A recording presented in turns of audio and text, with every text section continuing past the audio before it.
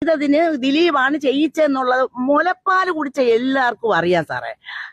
ചേച്ചി നാളെ സിനിമ ഇറങ്ങുള്ളൂ അപ്പ അപ്പം അത് ദിലീപേട്ടന്റെ സിനിമയാണ്, ലാലേട്ടന്റെ സിനിമയാണ്. അപ്പം ചേച്ചിയുടെ നിലപാട് എന്താണ്? സിനിമ കാണുമോ ഇല്ലയോ? കാണത്തില്ല. അത് ഞങ്ങളുടെ ഒരു മനസ്സിന്റെ പ്രയാസം കാണാതെ ഞങ്ങൾ അത് പ്രതിഷേധിക്കുവാണ്. കാരണം നിരപരാധിയായ ഒരു പെണ്ണിനെ ഈ 7 പേര് കൂടെ പിച്ചി ചീന്തുമ്പോൾ ആ പിച്ചി ചീന്തുന്നവർക്ക് പ്രത്യേകിച്ചൊരു കാര്യവുമില്ല. അവർക്ക് ഇത്ര രൂപ തരാമെന്ന് പറഞ്ഞപ്പോൾ അവർ ആ ദൗത്യം ചെയ്തു. ആ ദൗത്യം ചെയ്തതിന് ദിലീപാണ് ചെയ്യിച്ചെന്നുള്ളത് മുലപ്പാല് കുടിച്ച എല്ലാവർക്കും അറിയാം സാറേ.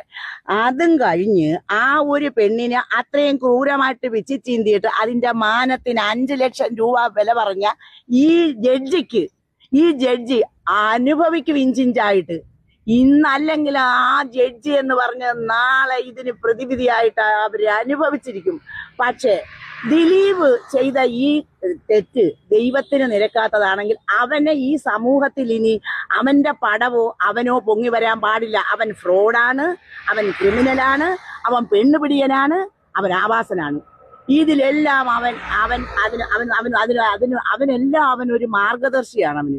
അവന് കുറച്ച് പണം ഉണ്ടെങ്കിൽ ഗുണ്ടകളുണ്ട്. അവന് കുറച്ച് ഗുണ്ടകളുള്ളത് കൊണ്ടാണ് കാണുന്ന പെണ്ണുങ്ങളെല്ലാം അവന് പീഡിപ്പിക്കേണ്ടി വന്നത്.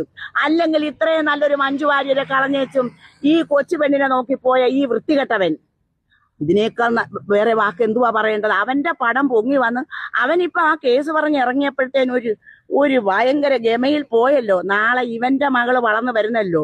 ഈ മകളെ നാളെ ഈ 7 പേര് കൂടെ പിച്ചു കീറിയാൽ ഇവനുണ്ടാകുന്ന മാനസിക വ്യത മനസ്സിലാക്കണമെങ്കിൽ പെമ്മക്കളെ പ്രസവിച്ച അമ്മമാർക്കേ അത് മനസ്സിലാകത്തുള്ളൂ. അവന്റെ സിനിമ കാണുന്നതിന് പകരം ആ തിയേറ്റർ തല്ലിപ്പൊട്ടിക്കാനാണ് എന്റെ ആഗ്രഹം.